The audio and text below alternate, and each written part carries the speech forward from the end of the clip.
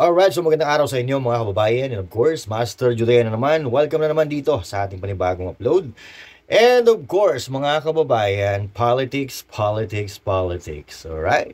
So, napakadumi talaga ng politika. At sa politika, mga kababayan, kapag ikaw ang pinakamalakas or ikaw yung nakikita nila na magiging hadlang, magiging tinik sa lalamunan nitong mga nag-aambisyon na tumakbong presidente, of course, kung sino or kung ikaw ang pinakamalakas na pwedeng makabangga nila, abay talaga namang hindi ka natutitigilan. Ikaw ay dudurugin, babasagin at talaga namang patutumbahin. Pero nananatiling nakatayo ang ating BP Inday Sara. Samot-saring putik na ang ibinato pero hindi sila nagtagumpay. At eto mga kababayan, wala pa ring humpay ang paninira na talaga namang nakakatawa nga dahil si Pangulong Duterte ay nagbitbit daw ng napakaraming barel mula doon sa mountain, kasama si BP Sara.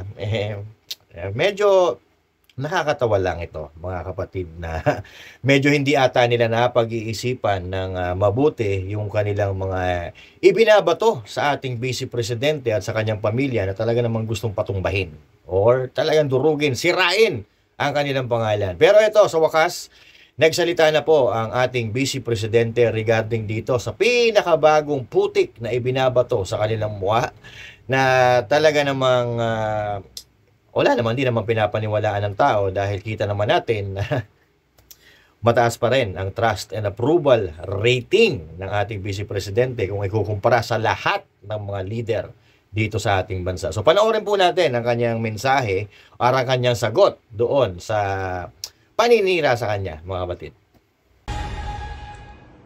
Mga kababayan, Assalamualaikum.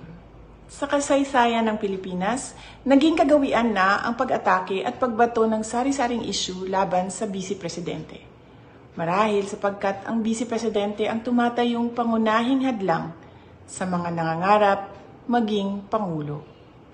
Hindi ko ikakagulat kung dumami pa ang mga kaso, investigasyon, testigo paratang atake at paninira laban sa akin sa mga susunod na araw, linggo, buwan at mga taon. Naniniwala ako na may tamang panahon para sa lahat. Panahon ngayon ng aking pagtatrabaho. Tutuparin ko ang sinumpaang tungkulin. Uunahin ko ang mga tunay na suliranin. Uunahin ko ang Pilipino. Syukran.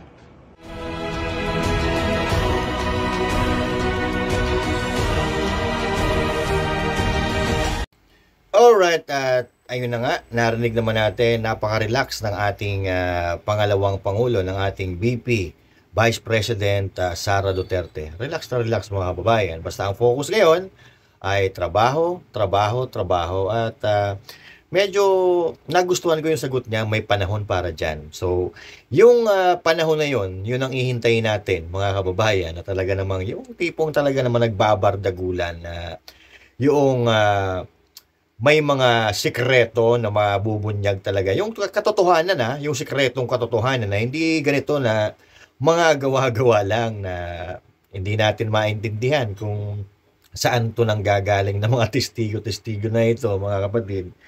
Ay, nako, nakakatawa lang talaga. Sobrang nakakatawa dahil kung ano-ano ang pinagsasabi nila sa pamilya Duterte, pero hindi naman nila kinakasuhan, 'di ba? So anong ginagawa nila dito? It doesn't need to be true. It's just need to look like that, 'di ba? So hindi nababaling hindi totoo, parang ganoon. Basta magmukha lang na katotohanan ang kanilang mga sasabihin. So yun po ang nakakatawa. Pero well, majority of the Filipino is still at the back of the Dutertes dahil alam naman natin kung ano ang nagawa nila sa ating bansang Pilipinas. Huwag po tayong magpaka-ipokrito. Huwag po tayong magpaka-ipokrito dahil maraming nagawa ang Duterte. But anyway, mga kababayan, abangan natin yung panahon na sinasabi ni BP Sara na panahon ng pagbabardagulan. Alright? Once again, my name is Master Jules and thank you. God bless you all. And to God be the glory. Salute! Para lagi kang updated. Ako nga pala si Bidaya ng mga oposisyon sa kasalukuyan ko. At sabi nga, galit na galit ang mga Duterte. Kung hindi ka pa nakakapag-subscribe, i-subscribe mo na yan!